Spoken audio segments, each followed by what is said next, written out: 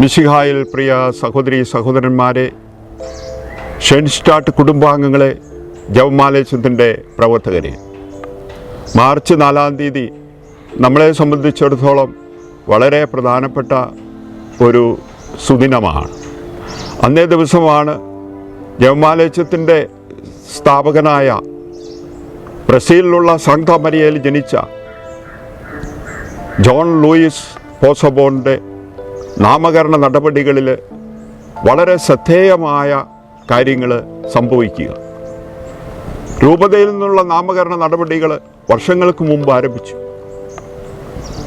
ഇപ്പോൾ 2025 മാർച്ച് 4-ാം തീയതി റോമിലുള്ള ദൈവശാസ്ത്രജ്ഞന്മാരുടെ സംഘം അദ്ദേഹത്തിൻ്റെ പഠനരേഖ ഒരിക്കൽ കൂടി വിലയിരുത്തുവാൻ പോവുകയാണ്. അദ്ദേഹത്തിൻ്റെ ദൈവീക പുണ്യങ്ങൾ വിലയിരുത്തുകയും അദ്ദേഹത്തേക്ക് അൾത്താരയിലേക്ക് ഉയർത്തുവാനുള്ള തുടർ നടപടികൾ നിശ്ചയിക്കപ്പെടുകയും ചെയ്യുന്ന ആ സുന്ദര സുദിനത്തിൽ ഷെൻസ്റ്റാട്ട് മക്കളായ നമുക്കെല്ലാവർക്കും പ്രാർത്ഥിക്കാം, നമുക്കെല്ലാവർക്കും സന്തോഷിക്കാം. ദൈവം നമുക്ക് നൽകിയ ഈ മാതൃകാ പുരുഷനെ ഓർത്ത് നമുക്ക് ദൈവത്തിന് നന്ദി പറയാം. സാന്ത മരിയയിൽ 1904 ജനിച്ച അദ്ദേഹം 1985 ഈ ലോകത്തിൽ നിന്ന് യാത്രയാവുക. വളരെ ശ്രദ്ധേയമായ ഒരു പ്രവർത്തനമാണ്. നിസാരമെന്ന് നമുക്ക് തോന്നുമെങ്കിലും 1950 ഷെൻസ്റ്റാട്ട് കപ്പേളയിൽ ഇരുന്നു കൊണ്ട് അദ്ദേഹത്തിന് ലഭിച്ച ദൈവികമായ പ്രചോദനം ഉൾക്കൊണ്ട് പരിശുദ്ധ അമ്മയുടെ ഇതുപോലുള്ള ഒരു രൂപം നിർമ്മിച്ച് അദ്ദേഹം കുടുംബങ്ങളിലേക്ക് പോവുകയാണ്. രൂപം കയ്യിലേന്തി കിലോമീറ്ററോളം സഞ്ചരിച്ചിരുന്ന അദ്ദേഹം കുടുംബങ്ങളിലേക്ക്, വ്യക്തികളിലേക്ക്, വേദന അനുഭവിക്കുന്ന മനുഷ്യരിലേക്ക്, ആശുപത്രികളിലേക്ക് അദ്ദേഹം കടന്നു ചെന്നു.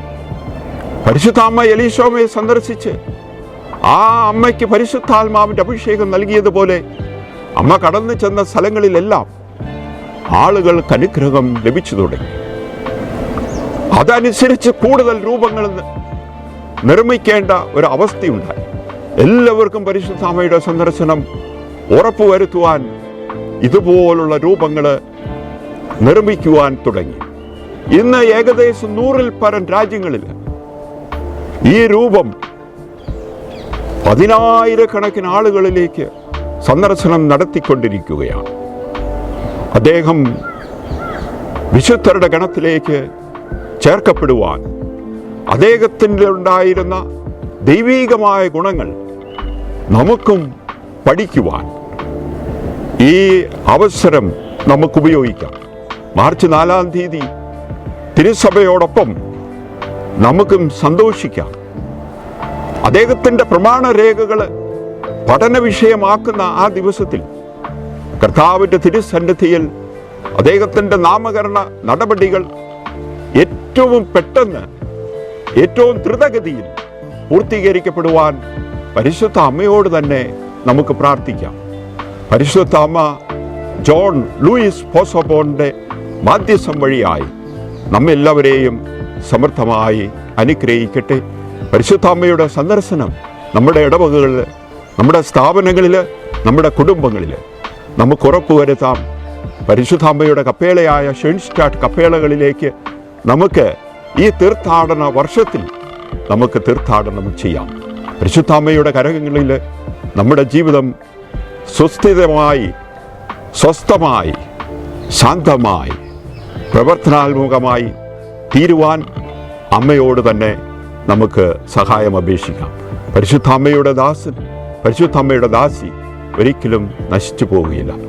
പരിശുദ്ധ അമ്മയുടെ മാധ്യസ്ഥം വഴിയായി ദൈവം നമ്മെല്ലാവരെയും സമൃദ്ധമായി അനുഗ്രഹിക്കട്ടെ.